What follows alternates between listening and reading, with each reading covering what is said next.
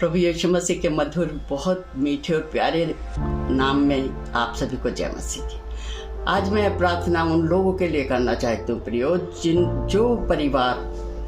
जिन परिवारों में, जिन गृहस्थ जीवनों में आज जवान लड़के लड़कियों में, बच्चों में, बड़ों में, जिसमें भी परिवारों में गृहस्थ जीवन में अलगाव आ गया है या किसी प्रकार से टूट चुके हैं या टूटने की कगार पर हैं या आपस में मतभेद चल रहे हैं या बहुत से कारणों के कारण पति पत्नी अलग हो गए हैं। आज मैं बताना चाहती हूँ कि एक बहुत गंभीर विषय है प्रियो, जिसको परमेश्वर ने जोड़ा है वो कभी अलग ना हो, उसे कोई अलग ना करे। परमेश्वर स्वयं कहता है, मत्ती 10 उसकी 6 से 9 आयत में वचन बताता है कि परमेश्वर ने आरंभ से ही नर और नारी करके मनुष्य को बनाया और उसने दोनों को कहा कि तुम अब दो नहीं एक तन हो।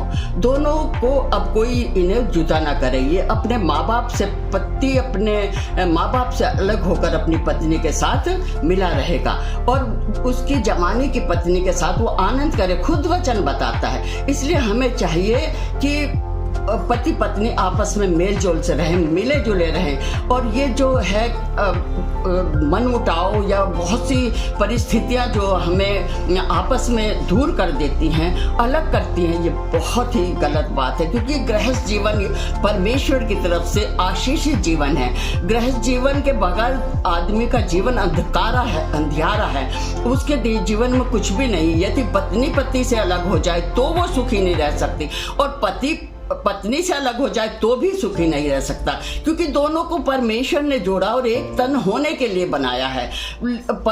अपने माता पिता तक से कह दिया परमेश्वर ने कि वो अलग रह के अपनी पत्नी के साथ रहेगा। तो पति को चाहिए कि पूरा पूरा आनंद सुख अपनी पत्नी के साथ वो आनंद से अपना जीवन बिताए।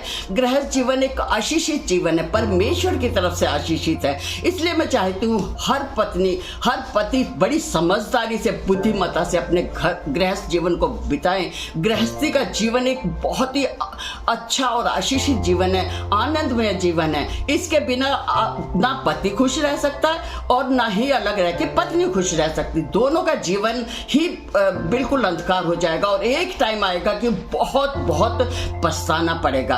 प्रियो, ये बात बिल्कुल सही नहीं है कि परिवारों में अलगाव हो, किसी भी कारण से, किसी भी परिस्थितियों में या किसी के भी कहने में पति पत्नी अलग ना हो, कभी अलग ना हो। आप ये सोचिए कि यदि आपके पास बच्चे हैं, उन बच्चों का क्या होगा? उनके बच्चों का तो भविष्य तुमने जीते जी नरक में पहुंचा दिया। वो तो ना इधर के रहे ना उधर के, किस कदर उनका जीवन अंधकार में हो गया है। बाप के बिना बच्चा बेकार है, माँ के बिना बच्चा बेकार है। दोनों का प्यार उनको मिलना बहुत जरूरी है, एक साथ रहना बहुत जरूरी है। एक मुट्ठी बांध करके पति पत्नी का के बहुत से गुनाहों को माफ करे, पति पत्नी के और पत्नी पति के बहुत सी बातों को नजरअंदाज करे। छोटी छोटी बातों पर नहीं अच्छा लगता कि जी तुम अलग मैं अलग, नहीं, रास्ते अलग नहीं। परमेश्वर ने एक होने के लिए बनाया। समझदार वो है जो घर अपना चट्टान पर बनाता है। चट्टान पर नींव गहरी पड़ती है, इसलिए हमें अपने घर गृहस्थी की नींव गहरी डालनी है। चाहे उस पर आंधी लगे, बारिश आए, बाढ़ आए, वो नहीं डगमगाएगा, नहीं गिरेगा और वो स्थिर रहेगा। तो जितनी भी विपरीत परिस्थितियां हैं, जितनी भी बुरी बातें सामने आए, जितने भी समस्याएं आए, सबको लांघते हुए जाकर के पति पत्नी को एक होकर के अपनी गृहस्थ जीवन की गाड़ी को आगे बढ़ाना, क्योंकि इसी में दोनों की भलाई, इसी में उनका गृहस्थ जीवन एक आनंदमय और आशीषमय जीवन बनेगा।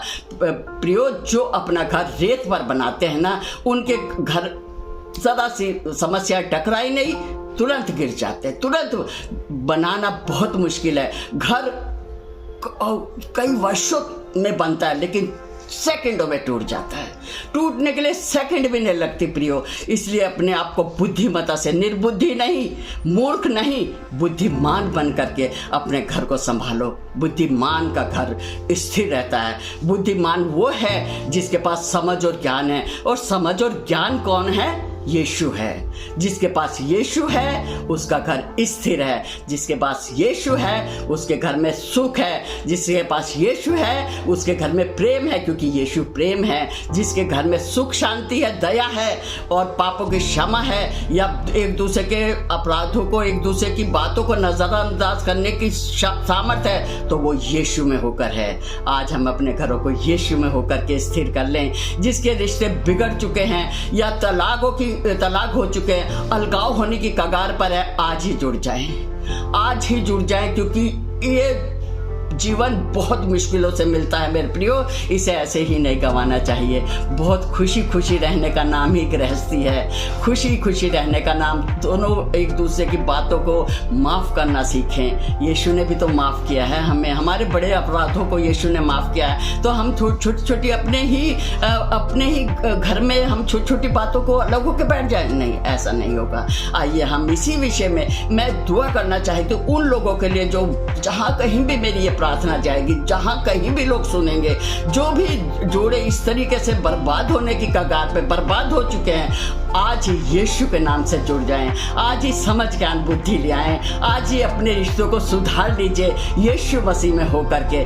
आइए दुआ करें। हे सर्वशक्तिमान पिता परमेश्वर, धन्यवाद धन्यवाद धन्यवाद सर्वज्ञानी सर्वव्यापी परमेश्वर।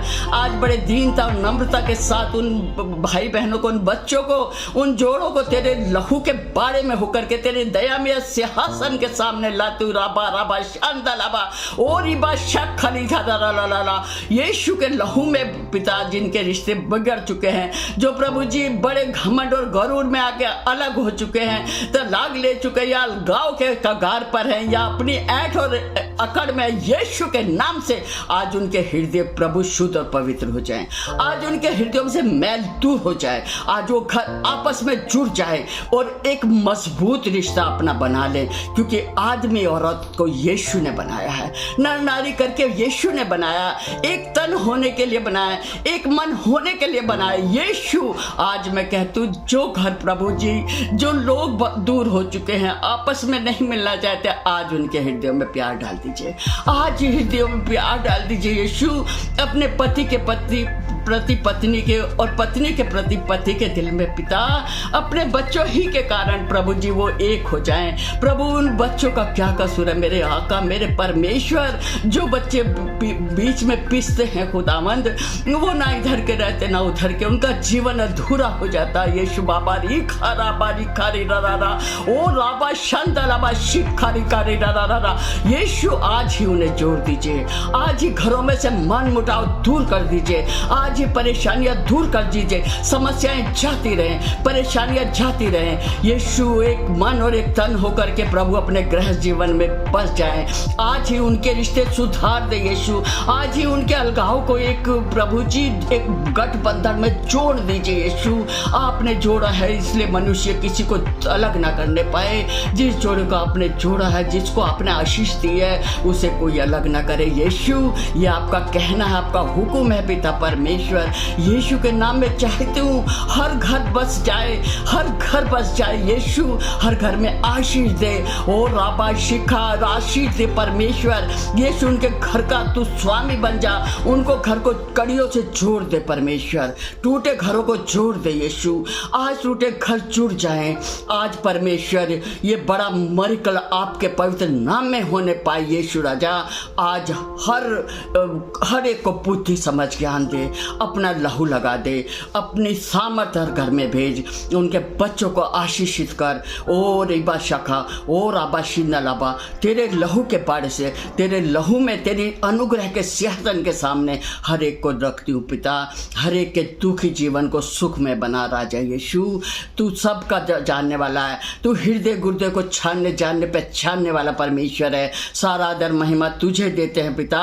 यीशु मसीह नासरी ही के नाम में पिता ये विनती मांगते हैं, सुन और ग्रहण कर। कहिए यीशु मसीह नासरी के नाम में आमीन आमीन। हर कोई कहे यीशु के नाम में आमीन आमीन और आमीन।